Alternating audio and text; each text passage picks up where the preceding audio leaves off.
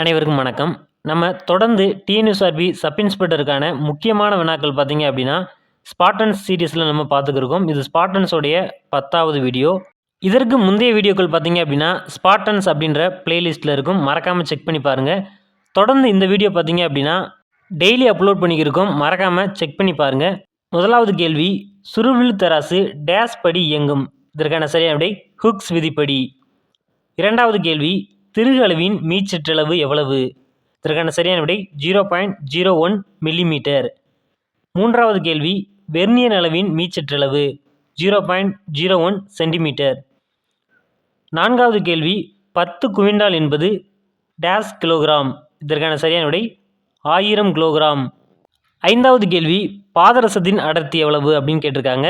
இது பார்த்தீங்க அப்படின்னா 1.36 × 10⁴ கிலோகிராம் பை மீட்டர்ஸ் கியூப் அப்படின்னு சொல்கிறாங்க. இதை 13,600 அப்படின்னும் சொல்லலாம். ஆறாவது கேள்வி, எலக்ட்ரானின் நிறை எவ்வளவு? இதற்கான சரியான விடை 9.11 × 10⁻31 கிலோகிராம். ஏழாவது கேள்வி, ஒரு மில்லினியம் என்பது எவ்வளவு அப்படின்னு கேட்டிருக்காங்க. இதற்கான சரியான விடை 3.16 × 10⁹s அப்படின்றதான் ஒரு மில்லினியம். எட்டாவது கேள்வி, விசையின் அலகு என்ன அப்படின்னு கேட்டிருக்காங்க. இதற்கான சரியான விடை நியூட்டன். ஒன்பதாவது கேள்வி, மின்னூட்டமானது எந்த கருவியின் மூலம் அளக்கப்படுகிறது? இதற்கான சரியான விடை அம்மீட்டர். பத்தாவது கேள்வி, இயங்கும் பொருளின் நிறை மற்றும் திசைவேகத்தின் பெருக்கல் பலன். இதற்கான சரியான விடை உந்தம்.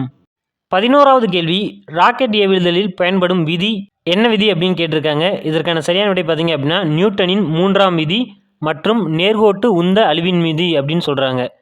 12வது கேள்வி, புவியின் மையத்தில் புவியீர்ப்பு முடுக்கத்தின் மதிப்பு. இதற்கான சரியான விடை 0. 13வது கேள்வி, நிலவில் ஈர்ப்பு முடுக்கத்தின் மதிப்பு.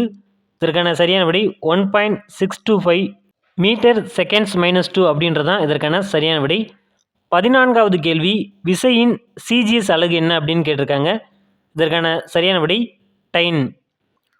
15வது கேள்வி, தடையில்லா தானே விழும் நிலை அப்படின்னு கேட்டிருக்காங்க. இதுக்கு பார்த்தீங்க அப்படின்னா சரியான விடை A = G அப்படின்றதான். 16வது கேள்வி, ஒரு புள்ளியை மையமாக கொண்டு மீண்டும் மீண்டும் மின்னும் பின்னுமாக இயங்கும் பொருளின் இயக்கம்.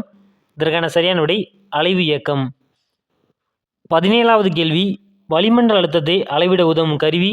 இதற்கான சரியான விடை பாதரசமானி. 18வது கேள்வி, பாகியல் விசையின் சிஜிஎஸ் அலகு என்ன அப்படின்னு கேட்டிருக்காங்க.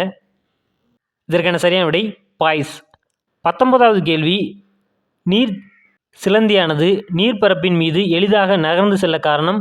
இதற்கான சரியான விடை பரப்பு இழுவிசை. 20வது கேள்வி, காற்றின் முனையில் கட்டப்பட்டு சுழற்றப்படும் கல்லின் இயக்கம். இதற்கான சரியான விடை வட்டப்பாதை இயக்கம்.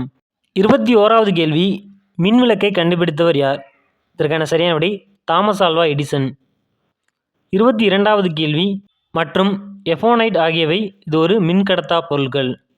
23வது கேள்வி, வெல்டிங் செய்தலின் போது வெப்பம் உருவாக காரணம். இதற்கான சரியான விடை குறுக்கு மின்சுற்று. 24வது கேள்வி, சிம் கார்டுகள், கணினிகள் மற்றும் ஏடிஎம் கார்டுகளில் பயன்படுத்தப்படும் சிப்புகளானது எதனால் ஆக்கப்பட்டிருக்கும்? இதற்கான சரியான விடை சிலிக்கான் மற்றும் ஜெர்மானியம். 25வது கேள்வி, வெப்பமேற்றும் சாதனங்களில் பயன்படுத்தப்படுவது. இதற்கான சரியான விடை நிக்ரோம். 26வது கேள்வி, மின்னோட்டத்தின் வேதி விளைவை கண்டறிந்தவர் யார்? இதற்கான சரியான விடை மைக்கேல் ஃபாரடே. 27வது கேள்வி, மின்தடையின் எஸ்ஐ அலகு. இதற்கான சரியான விடை ஓம். 28வது கேள்வி, மாறுதிசை மின்னோட்டத்தின் மின்னழுத்த மதிப்பை எதை கொண்டு எளிதில் மாற்ற இயலும்? இதற்கான சரியான விடை மின்மாற்றி. 29வது கேள்வி, மாறுதிசை மின்னோட்டத்தை நேர்திசை மின்னோட்டமாக மாற்ற பயன்படும் கருவி. இதற்கான சரியான விடை திருத்தி. 30வது கேள்வி, ஒரு குதிரை திறன் என்பது எவ்வளோ வாட் அப்படின்னு கேட்டிருக்காங்க. இதற்கான சரியான விடை பார்த்தீங்க அப்படின்னா 746 வாட் அப்படின்றதான் ஒரு குதிரையுடைய திறன்.